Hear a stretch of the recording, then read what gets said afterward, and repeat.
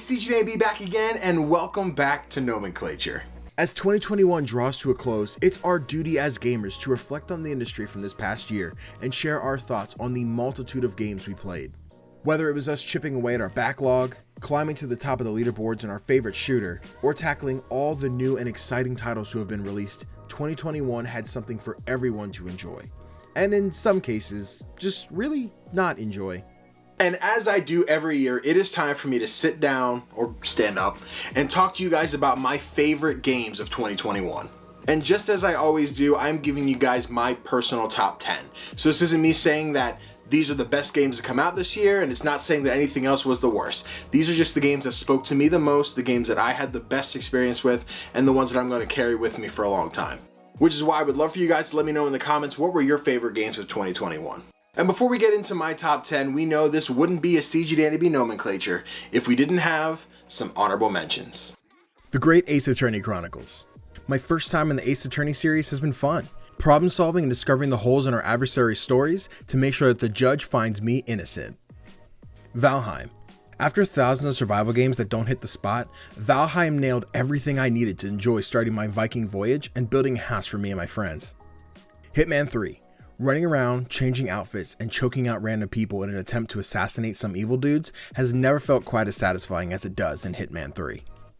Chicory, A Colorful Tale.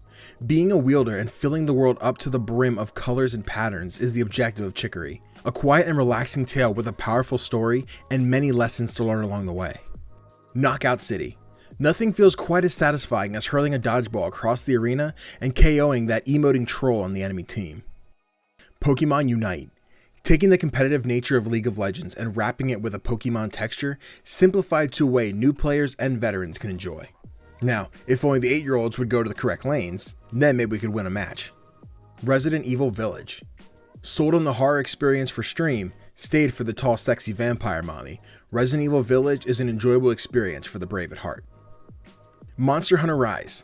Following up the success of World, Monster Hunter Rise further improves its new mainstream mechanics for a great experience with 3 fellow hunter buddies. Kena Bridge of Spirits. 50% gorgeous, 50% breathtaking.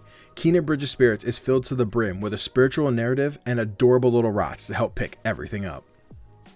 Metroid Dread. Sticking to its roots, Metroid Dread is a polished iteration of the franchise, with probably some of the most heart-pumping moments I've had in gaming this year, amidst avoiding the deadly enemy threats. Halo Infinite. After taking a good chunk of the year to play through the franchise, Halo Infinite's campaign was a fulfilling way to wrap up the series. Even though I have my gripes with the multiplayer, flying around with a grappling hook and blowing up grunts with random barrels was some of the most fun I've had in a Halo campaign to date.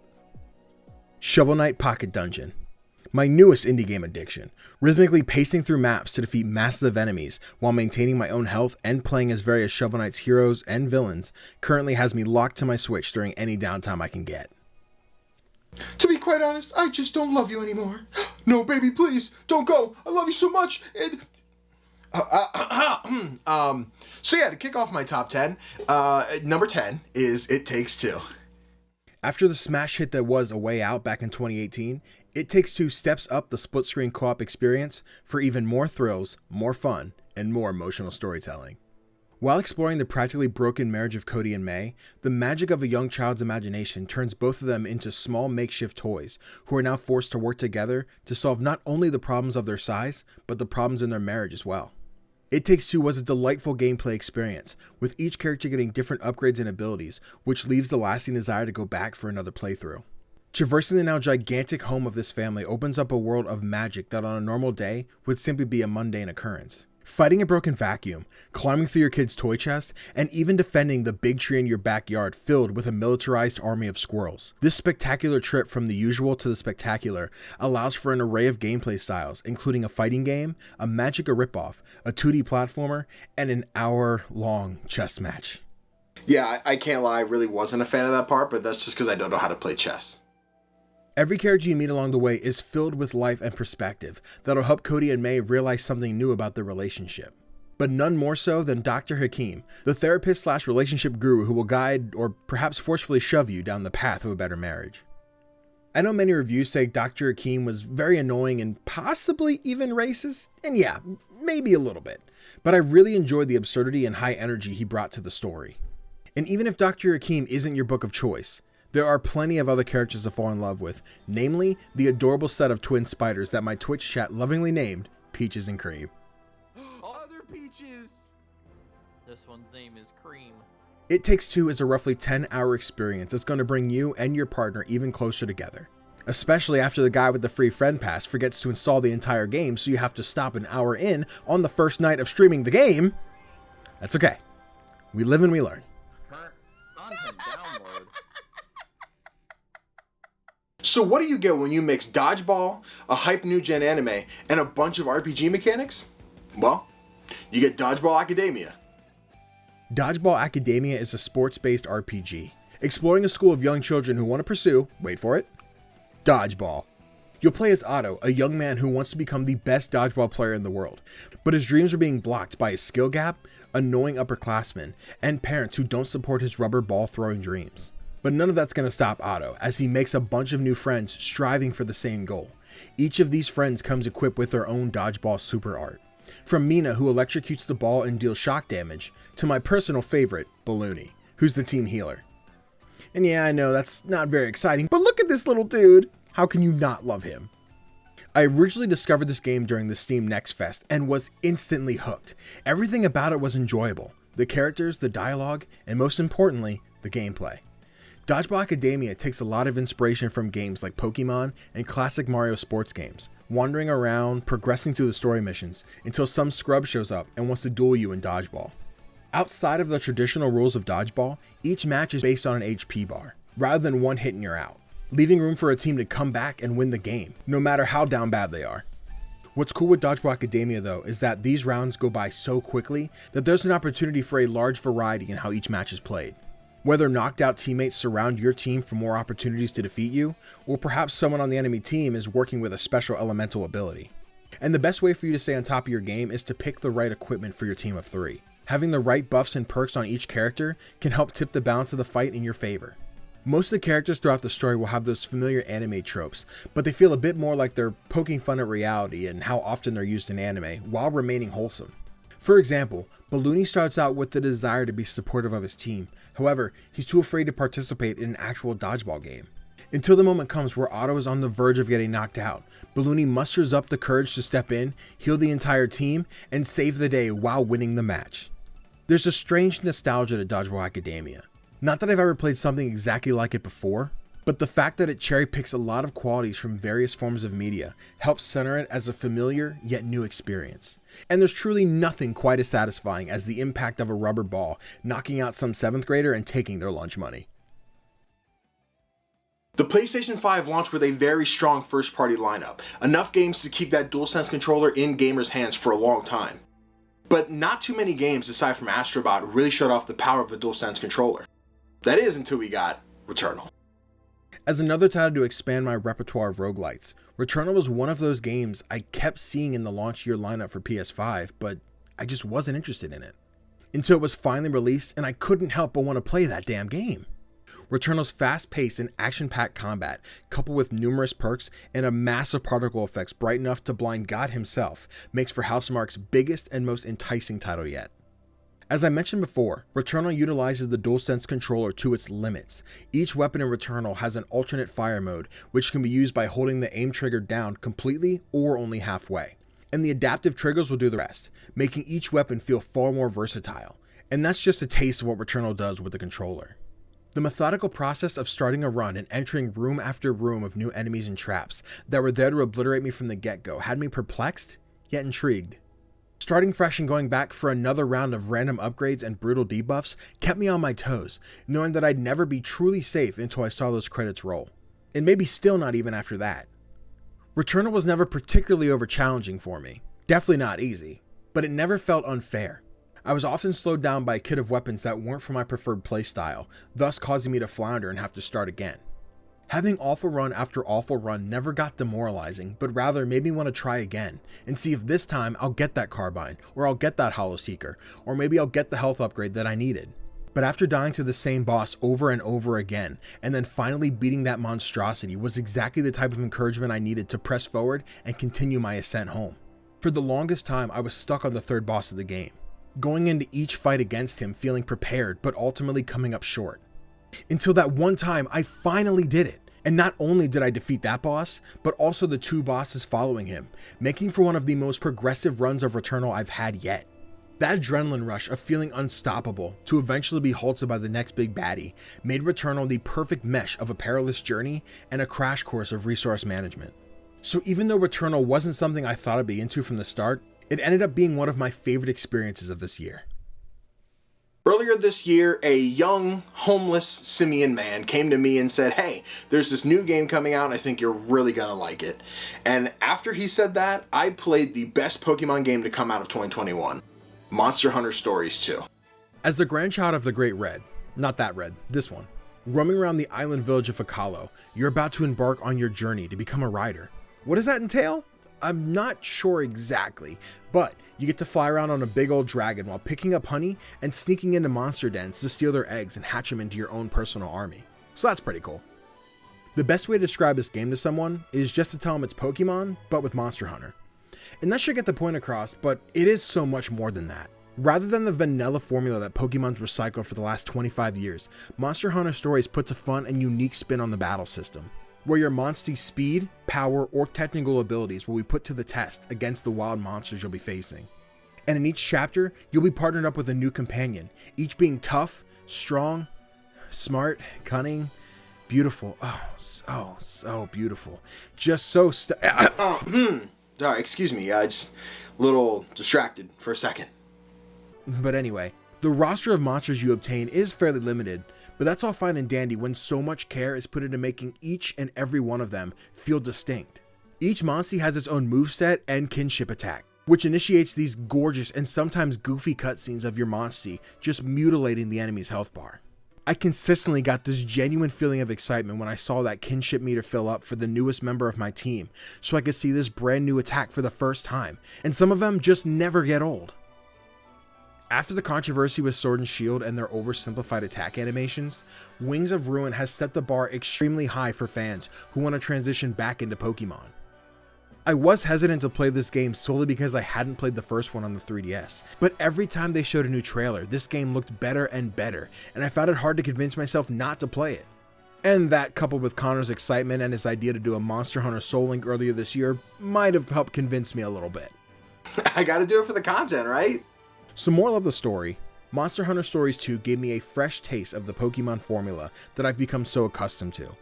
And here's hoping Legends Arceus takes some notes on mixing it up a little bit. So I really enjoyed this next game. It was the first PlayStation 5. What is going on?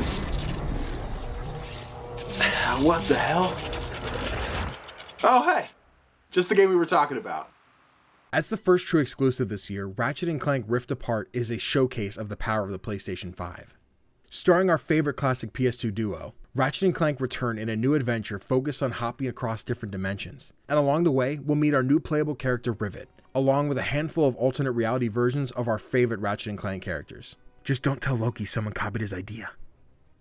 However, even if Rivet is an alternate timeline version of Ratchet, she's independently driven and makes herself a standout inclusion in the series. She's dealing with her own personal battles and dreams, making her presence an addition to Ratchet rather than a reflection of him. The crazy arsenal of weapons is back with a mostly new and refreshing take on the Ratchet & Clank gunplay. Some longtime fans may be disappointed to not see the return of their favorite weapons, but the introduction and improvements of features such as dodging, strafing, rift teleporting, and the wacky new firearms leave the players with plenty of new ways to defeat your foes. And just like Returnal, Ratchet & Clank uses the adaptive triggers and haptic feedback to really make the experience of shooting these insane weapons feel genuine to the touch. Although the Rift Apart story is fairly simple, there are dozens of tremendous moments that give the player some true perspective on subjects such as dealing with trauma and imposter syndrome. Challenging each character with their own dilemmas, hardships, mental and physical challenges, you can feel the genuine growth of each character in the story.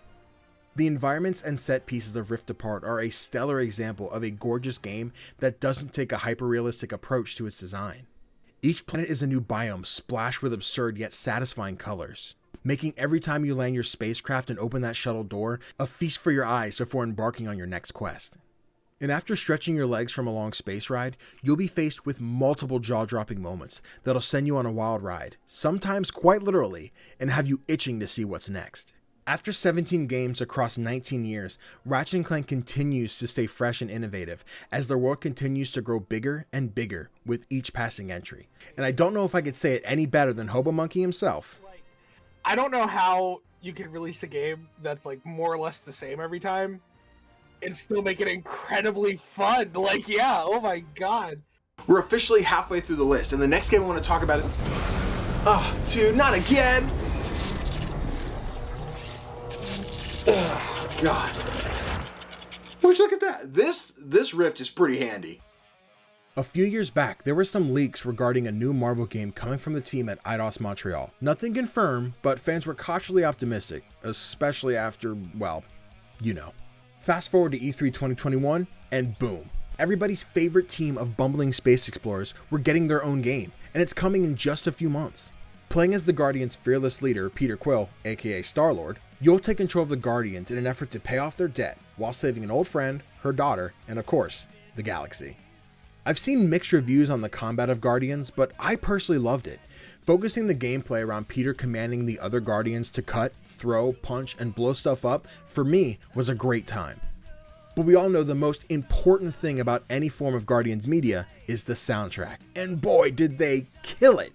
Sadly for my first experience I had to play in streamer mode, thanks Twitch, and I wasn't able to experience the full power of the music in this game.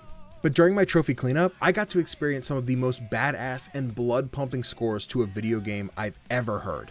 The chemistry that the Guardians share in this game was incredible.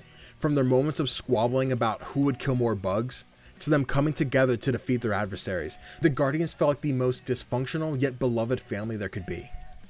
As a part-time streamer, I do whatever I can to make sure I'm talking to chat and answering their messages, but this game was so filled with witty conversation, hilarious banter, and gut-busting comedy that I often found myself just pausing so I didn't miss a second of the Guardians' antics. With no microtransactions or purchasable cosmetics in sight, the joy of finding a small purple crate in the back corner of a room containing a brand new skin for one of our heroes had me on the edge of my seat every time. Throughout the story, there will be a few decisions that you'll be required to make as the leader of the gang.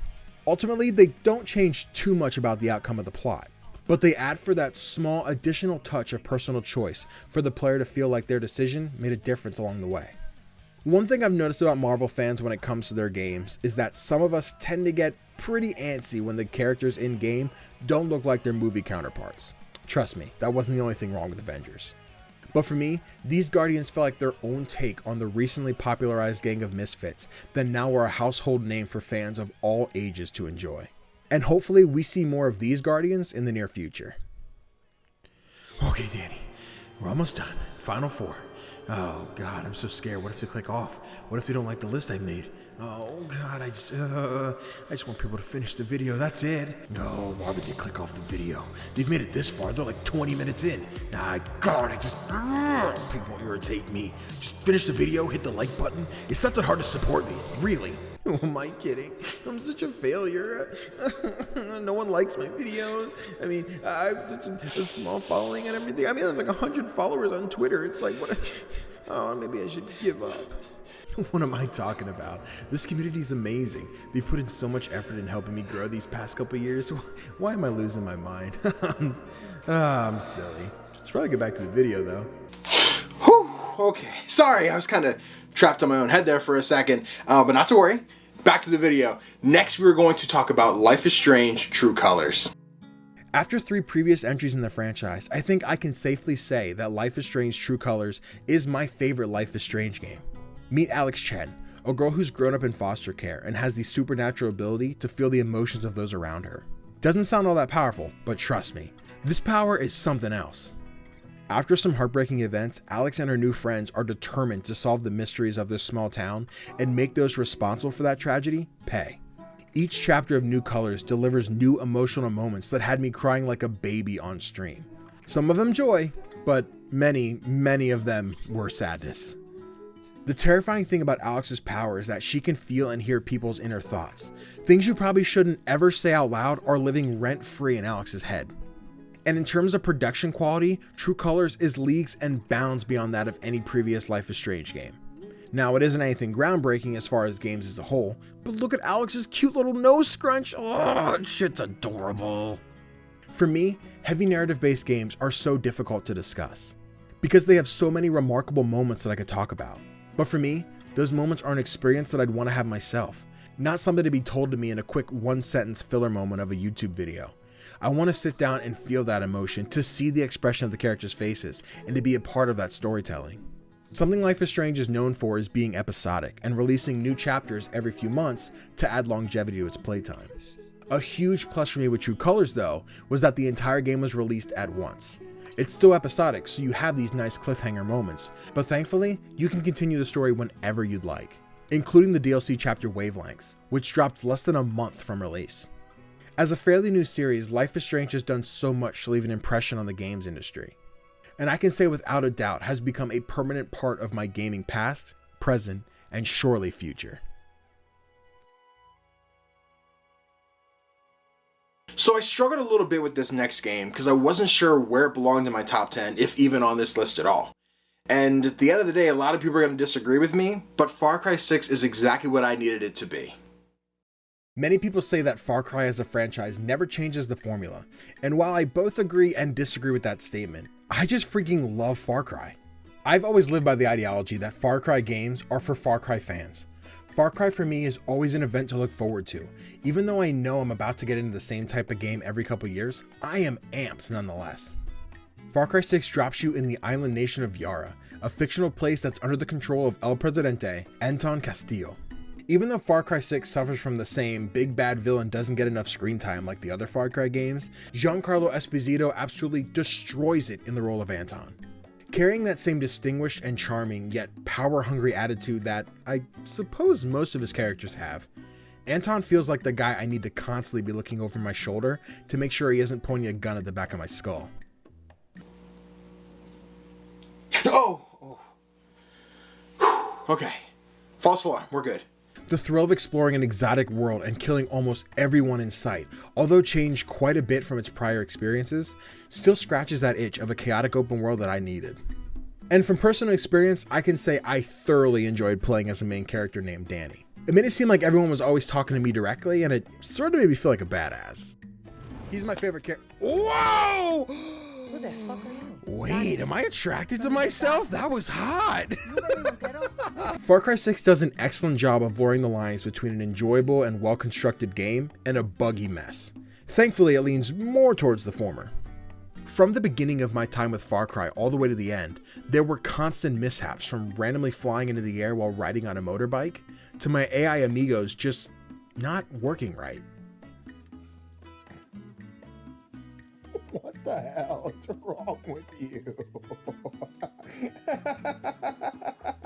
It was almost like the amigos started out super smart and helpful to just eventually become brain dead and do whatever they wanted. Although it did leave for some great Twitch clips. Jump at him, bud! Dive, dive, dive, dive! What the hell was that?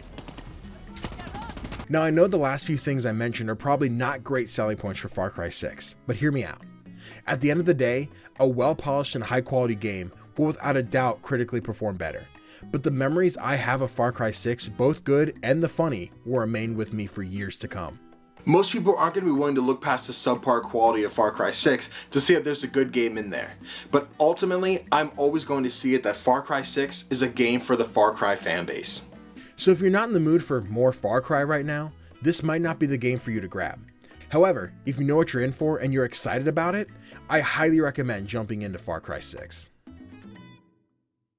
Something insanely haunting and extraordinarily scary to most is the concept of death. Either way you slice it, death is a scary thing. But you know a good way to make death a little less scary? Make death an adorable little crow with a sword and a bow. Death's Door is a top-down hack-and-slash dungeon crawler, where you play as this adorable little crow who apparently applied to become the new Grim Reaper. After attempting your first assignment of taking the soul of a big scary plant monster, it somehow gets stolen from you, and you're now tasked with exploring different domains of the underworld and opening Death's Door to get it back. The world of Death's Door is dark and dreary, while also containing vibrant and tone-establishing colors. The simplistic beauty of this game is astounding. You start out in a bland black and white office building, to later discover lush forests, dingy factories, frigid icy hills, and more as you maneuver through a world filled with zombie-like mobs and earth-shattering, wonderfully designed bosses. As I progressed through Death's Door's roughly 6-hour campaign, I continually found myself becoming enamored by the new bosses that I'd come up against. All of them challenging, but never overwhelmingly brutal. My experience with difficult games is pretty scattered to say the least. You'll almost never catch me enjoying a Dark Souls game, let alone their relatives. Meanwhile, I'll let you guys impulsively convince me to play through Cuphead in the blink of an eye because why the hell not? Death's Door has an incredible flow to combat and enjoyable gameplay loop, where the bosses are tough enough to stop you in your tracks, but not beyond impossible to beat in your first time through. My first night of Death's Door, I came in and beat the introductory boss while hanging on to maybe 1 or 2 health points. Of course, I boasted a bit about how good I was and how I wasn't going to get killed. And I stuck to that for probably the first 2 hours or so of the game, when suddenly...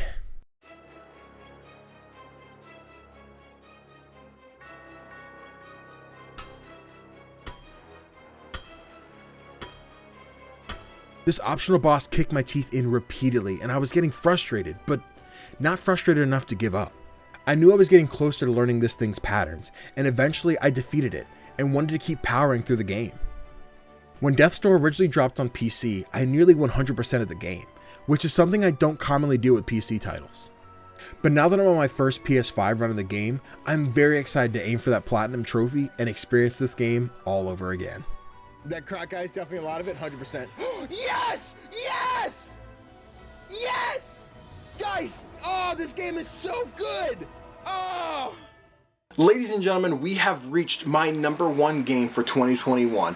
This is the game that I am so excited to talk about that I actually, I got it printed and mailed like a little awards thing. So, all right, here we go. My #1 game for 2021 is...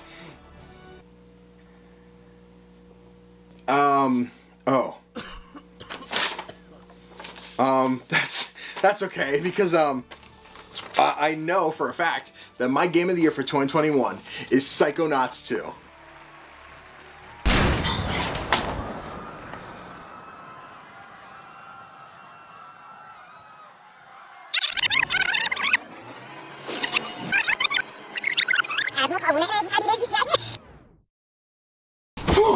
What?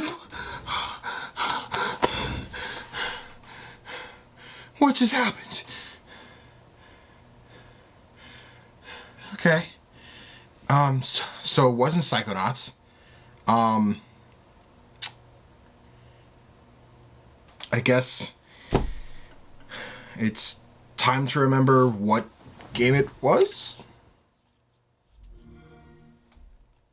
Okay, everyone, okay. No need to worry, I figured it out. I can't believe I forgot, but my game of the year for 2021 is Forza Horizon 5.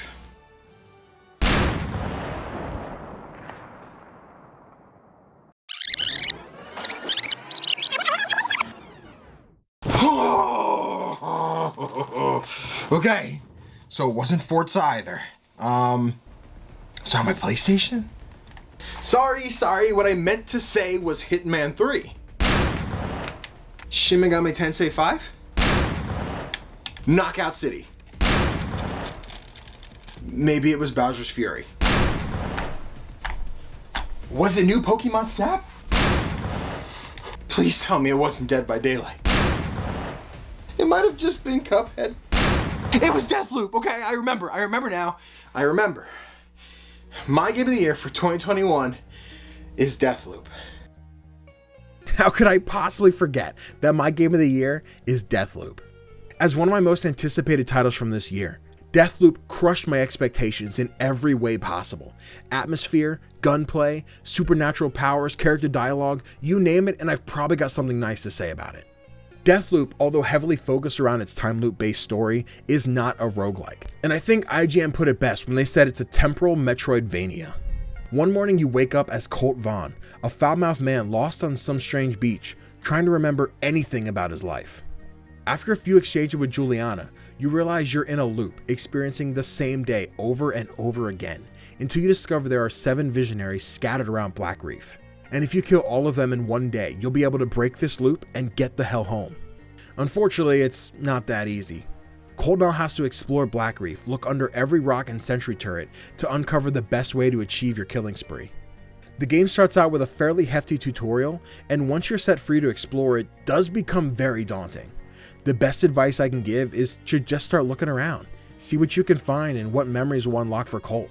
Because each major step you take will unlock a new story mission that'll help you progress and further direct you towards the ultimate equation for mass murder. Each day in Deathloop is divided into 4 time periods: morning, noon, afternoon, and evening.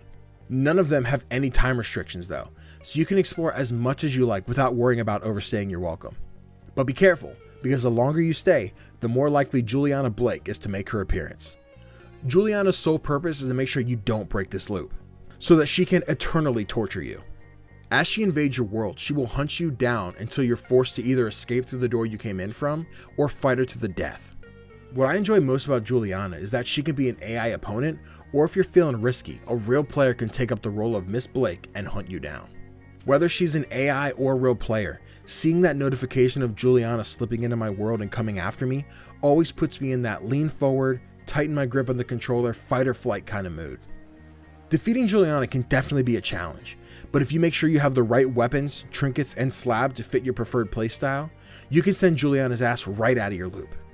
Until the next day anyway.